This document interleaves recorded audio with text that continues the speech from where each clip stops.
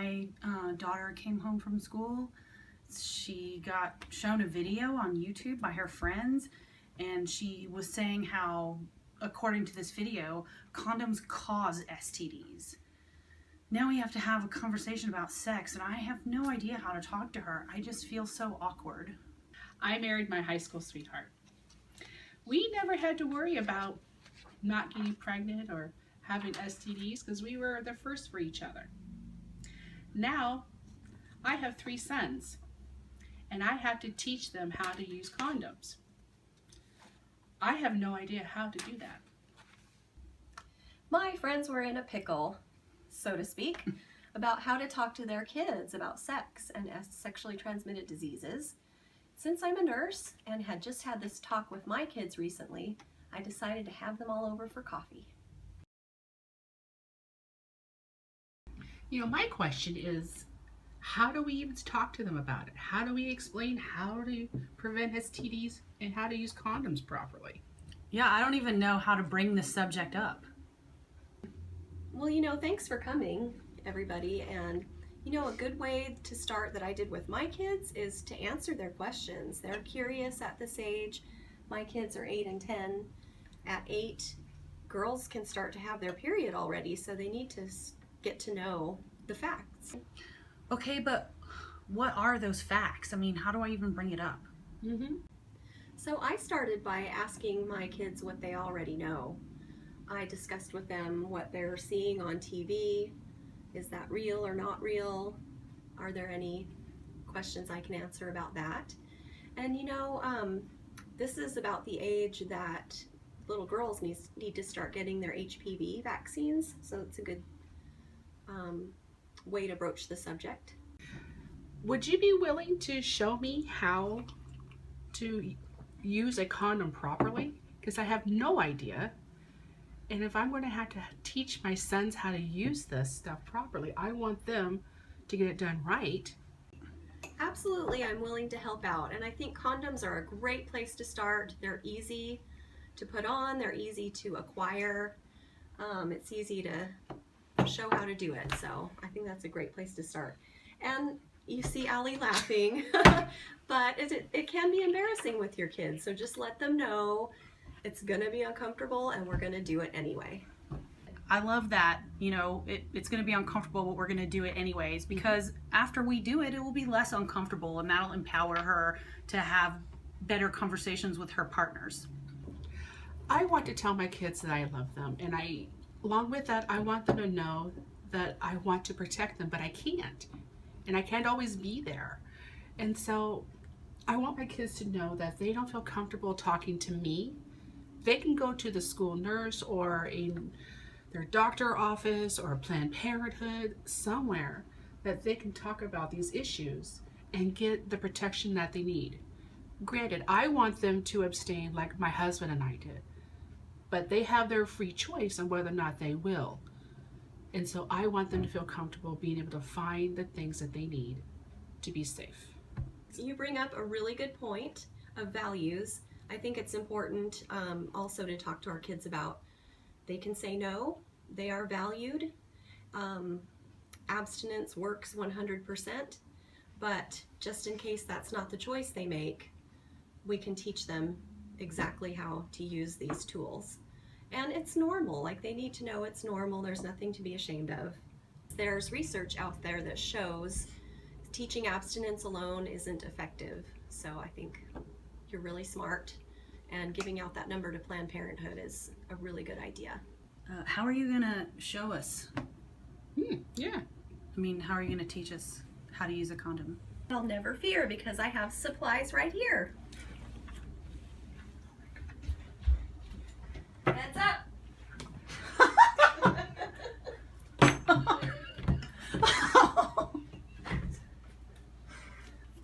Oh my God. Use it for me. So let's just cover some basics on condom use.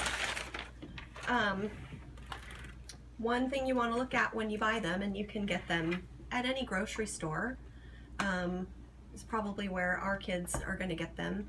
because the older stores like Lovers and Toys and Babeland, you have to be 18 to shop there. So make sure you check your expiration date to make sure they're dated correctly. Don't want to use old ones because they can develop holes easily.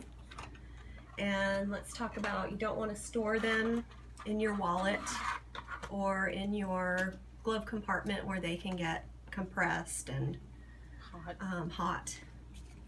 So that's what they look like. Let's talk about getting the right size. Some boys are going to think they need the large size when really they don't, and that can make the condom fall off. We don't want that. But if you need one that's bigger, get it. Make sure it fits right. I think we need the big one for this. I would agree. Make sure you are using latex condoms or a latex substitute that is not natural lambskin. Lambskin is good for protecting against pregnancy, but not against sexually transmitted diseases. So you can use brands like this. This is a non-latex brand. How about the banana? This says it's made out of polyisoprene, not latex. Okay, that's cool. So for people that have a latex allergy, they should look for a condom made out of polyisoprene to protect against STDs. That's right.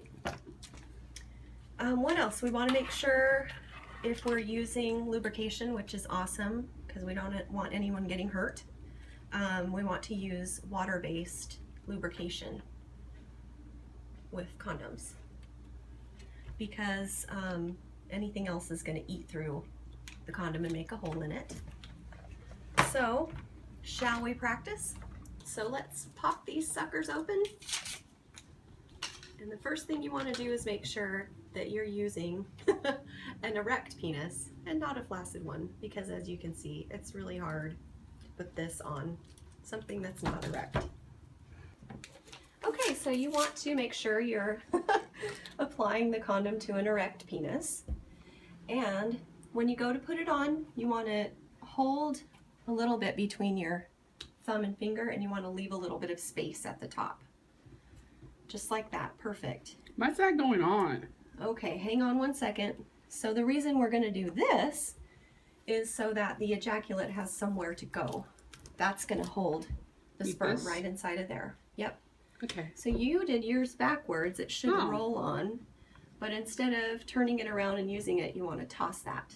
Oh, okay. But can I just pretend like I got Because it right? Just got ejaculate in here, and you don't Oh, want to okay. turn around and get that on your partner. Okay. Oh, okay. This is a lot easier. Yeah, Okay. and you want to make sure you, Oh, I as didn't you're get rolling it enough. on, you leave some space at the tip. So can I like pull it off a little? Or it No, won't that's work? going to tear it.